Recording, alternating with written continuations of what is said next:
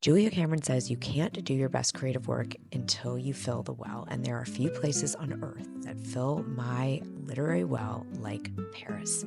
So I'm going to take you on my favorite writer's day à Paris. Okay, we've made it over to the left bank.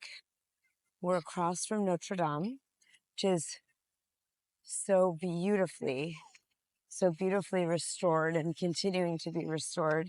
You can see that going on across the street.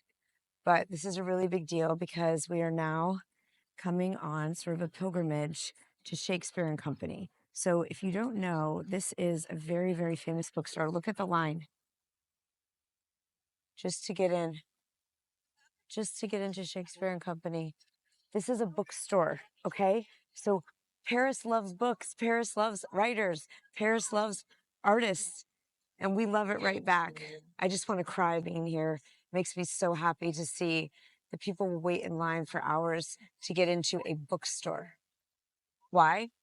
Because it's epic, because it's sacred, because it's like a church to people, because it's where Hemingway and Fitzgerald and all these authors came and were nurtured and were supported in their art and able to borrow books when they didn't have any money and go do their art. And this institution made it happen. It's so incredible. You can hear the sirens going off.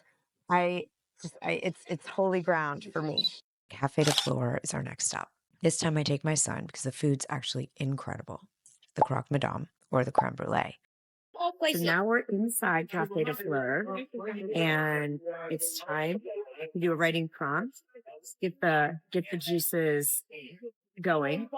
And I usually look around for an object that draws my attention. Maybe one of the Art Deco likes, the bottles of champagne in the beautiful ice bucket, or maybe I overhear something interesting. I'll journal on that for a few minutes, and then I'm here soaking up the fact that Hemingway would come here and eat oysters. Lost generation artists like Gertrude Stein and Picasso and F. Scott Fitzgerald, and get into debates with Simone de Beauvoir and Jean-Paul Sartre across the street at Le Deux Margots.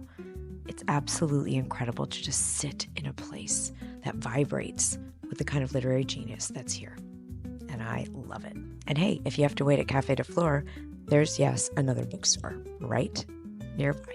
I people watch, look at fabulous outfits, feel the sun on my face, get some writing done now. So I pick a cafe. I love this one with its flowers, just water falling out, just the riot of color and vibrancy.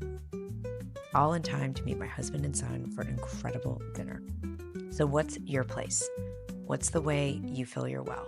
What's the most magical literary inspiration for you? Even if you can't go there physically today, imagining yourself there, picturing it, breathing it in. And I want to know your absolute dream writer's date literary inspiration. See you next time.